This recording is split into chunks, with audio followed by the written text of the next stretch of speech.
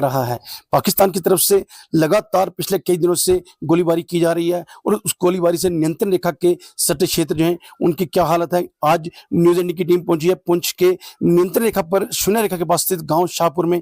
शाहपुर जो सबसे ज्यादा गोलाबारी से प्रभावित रहा है और जब भी गोलाबारी होती है यहाँ गाँव को निशाना बनाया जाता है। आज हम यहाँ पहुंचे, देखते हैं कि यहाँ के गाँव के लोग जो है इस गोलीबारी के बाद किस प्रकार जो है अपना समय व्यतीत कर रहे हैं, क्योंकि यहाँ पर सरकार की तरफ से कुछ बंकर दिए गए और हम पहुंचे हैं मोहम्मद शबीर जी के घर में, जहाँ उनको सरकारी बंकर मिला था, लेकिन उन्होंने अपना पैसा लगाकर इस बंकर को और अच्छा किया है ताकि अपना और अपने परिवार को बचा सकें। तो हम खुद चाहते हैं कि ऐसे वहशियाना हमले दोबारा ना हो, तो उसके चलते हमारे देश में हम बिल्कुल हिंदुस्तान और पाकिस्तान के दरमियान में जो जीरो लाइन है वहां पर रहते हैं।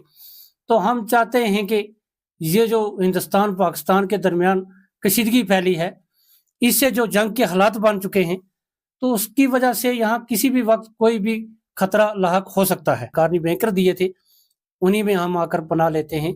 तो हम दिन रात अलर्ट रह के यहीं बैठते हैं कि कहीं भी किसी भी वक्त जो है वो शेलिंग हो सकती है, और हम ये बच्चों के साथ अपने परिवार के साथ यहीं रहते हैं।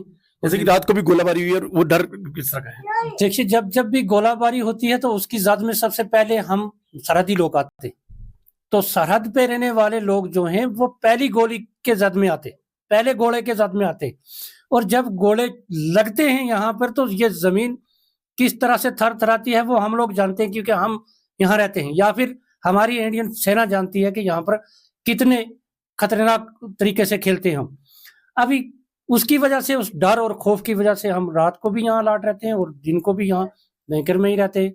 कभी भी फायरिंग हो जाए तो जब भी थोड़ी सी आवाज आती है तो हम यहीं पना लेते हैं। और पाकिस्तान में बैठे हुए जो भी आतंकी हैं, जहां कहीं भी है, जो उनके आका हैं, जो उनको चलाने वाले हैं, वो एक इंसानी दुश्मन हैं। क्या इसको खत्म किया जाए ताकि दोबारा आने वाली नस्लों को ये चीजें ना देखनी पड़े। जो आने वाले हमारे बच्चे, उनको ये ना देखना पड़े कि बॉर्डर पे अभी फायर होने वाला है, चुप जाओ, अभी हालात खराब हैं, छुट्टी कर दो बच्चों को। ये इस तरह के हालात हमें बॉर्डर पर नहीं चाहिए। मतलब एक बार हल चाहते हैं हम यही चाहते हैं कि एक ही बार जो हो, हमें बॉर्डर पे पीस चाहिए। हम जरूर फौज के साथ हैं। हाँ, हमारा जो हमारा फैसला यही है कि अगर चाहते हैं तो अमन चाहिए हमें, बस और कुछ नहीं। अगर फौज के साथ, फौज हमारे साथ है तो हम भी फौज के साथ हैं। हम शाना बाशाना फौज के साथ खड़े हैं।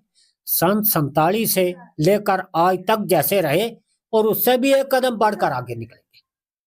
हम फौज के साथ हैं, फौज को कोऑपरेट करेंगे, फौज के साथ हम मदद करेंगे।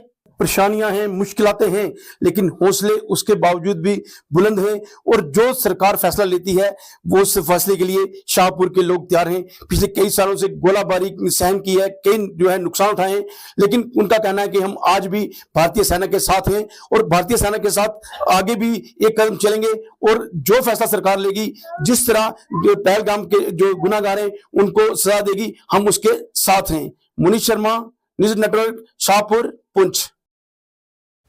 और बीजेपी